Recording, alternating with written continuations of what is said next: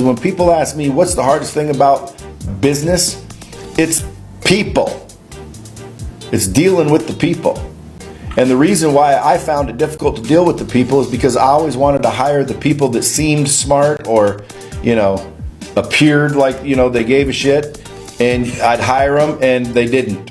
Or they were wrong. So yeah, I mean, hiring and building your team is one of the hardest things in business. I mean, 10 years in, I'm still learning, right? It's a skill that gets better throughout time, but it just never stop learning. Like Bradley said, right? You need to know what each employee is going to be doing. You need to have your job description. You need to set expectations. And like he said, some type of measurement, right? Of what they're doing. So before you start hiring, you need to make sure that, obviously you have the funding and the revenue to hire an employee. For the first 2 years, I had to run everything by myself. I had to see patients. I had to check in patients, verify their insurances and this and that. But, I got to a certain level where I said, okay, all right, I'm super busy here. I need to focus more on the money-making activities, and I can delegate the lower level tasks to somebody who can be a receptionist or a front office clerk and stuff like that, right? So if you're trying to build a team, like Brad said, you got to set those expectations, have those job duties ready, and have some type of measurement of how they're getting those tasks